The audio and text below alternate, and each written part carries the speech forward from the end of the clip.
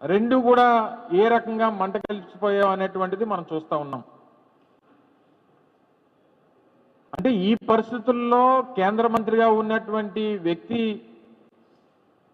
ఆ రోజు అసలు వాస్తవానికి ఆయన ఉత్తరాంధ్ర నుంచి కేంద్ర మంత్రిగా ఎంపిక కాబడినప్పుడు అందరం కూడా సంతోషించాం.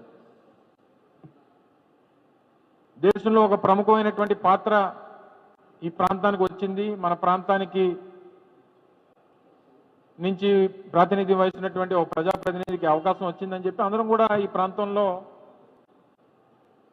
సంతోషపడ్డాం. కానీ ఈరోజు పరిస్థితులు చూసిన తర్వాత గడిచినటువంటి 18 మాసాలుగా ఈ మధ్యకాలంలో దాదాపు ఒక దశాబ్దన్నర కాలంగా ఎప్పుడు చూడనటువంటి ఒక పెద్ద ఇన్సిడెంట్ మన జూన్ 12వ తారీఖున ఎయిర్ ఇండియా ఫ్లైట్ క్రాష్ చూసాం. దాదాపు 232 మంది ప్యాసింజర్స్, ఫ్లైట్ కూలిపోయినటువంటి ప్రాంతంలో చదువుతున్నటువంటి మెడికోస్ దాదాపు 30-35 మంది మెడికోస్. ఇది ఒక చాలా పెద్ద ప్రపంచ ఫ్లైట్ యాక్సిడెంట్స్లో ఇదో పెద్ద ఘటన. అప్పటికే పెద్ద ఎత్తున వారి మీద విమర్శలు వచ్చినాయి.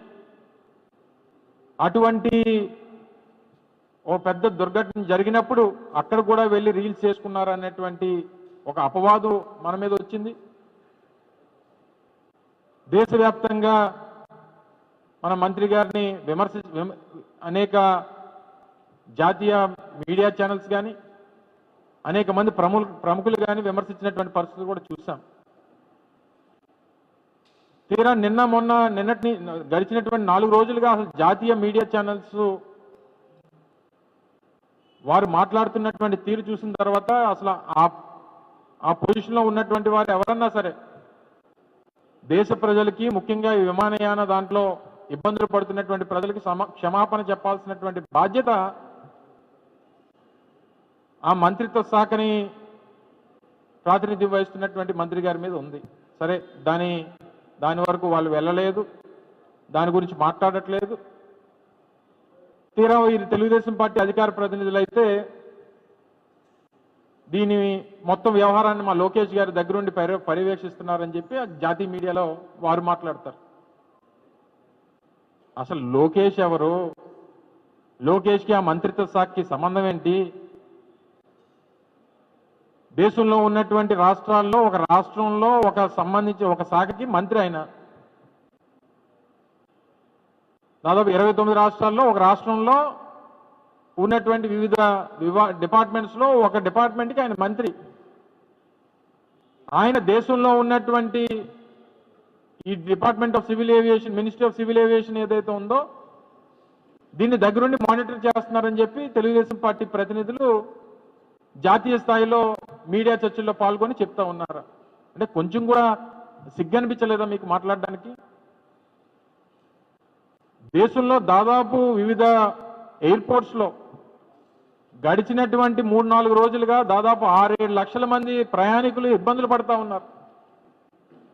వారి గమ్యస్థానాలకు చేరుకోవడానికి అనేక రకాలైనటువంటి ఇబ్బందులు పడతా ఉన్నారు. కొన్ని వీడియోస్ చూస్తే తండ్రిని కోల్పోయినటువంటి బిడ్డ ఆఖరి చూపుల కోసం ఆ తండ్రిని చూడడానికి వెళ్ళడానికి కూడా అవకాశం లేనటువంటి పరిస్థితుల్లో ఒక ప్రయాణికుడు, పెళ్లి చేసుకున్నటువంటి 2 భార్యాభర్తలు, వారు ఏదో ఒక ఊర్లో రిసెప్షన్ పెట్టుకుంటే చివరికి అతిథులందరూ వచ్చారు, భార్యాభర్తలు మాత్రం ఎయిర్పోర్ట్లో ఉండిపోయారు. ఆ రిసెప్షన్లో పాల్గొనాల్సినటువంటి వారు ఆ 2 భార్యాభర్తలను ఆశీర్వదించడానికి వచ్చినటువంటి ఆ గెస్టులందరూ కూడా, అతిథులందరూ వచ్చారు. ఆ భార్యాభర్తలేమో వీడియో కాల్ పెట్టుకొని జూమ్ కాల్లోనేమో వారి రిసెప్షన్ చేసుకున్నారు. ఉద్యోగ అవకాశాల కోసం, ఇంటర్వ్యూల కోసం వెళ్ళినటువంటి వారు వివిధ ఎయిర్పోర్ట్లో స్టాండర్డ్ అయిపోయి ఉన్నటువంటి పరిస్థితులు ఉన్నారు. ఇతర చదువుల కోసం, వీసాల కోసం, వారి వీసా ఇంటర్వ్యూస్ కోసం అటెండ్ అవ్వడానికి వెళ్లాల్సినటువంటి వారు వివిధ ఎయిర్పోర్ట్లో నిలిచిపోయినటువంటి పరిస్థితులు ఉన్నాయి. దేశవ్యాప్తంగా అనేక ఎయిర్పోర్ట్లు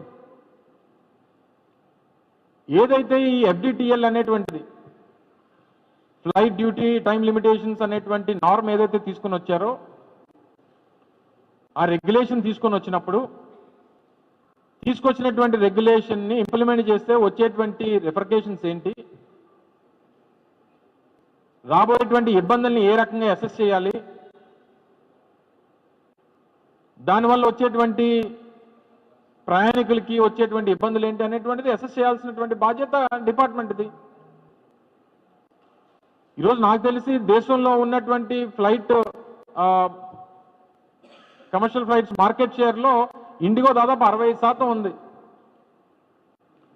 65% ఇండిగో దాదాపు 2200 సర్వీసులు నడుపుతుంది రోజుకి ఇండిగో సంస్థ. దాదాపు 4 నుంచి 5 లక్షల మంది ప్యాసింజర్స్ని రోజువారీ వారి ఫ్లైట్స్లో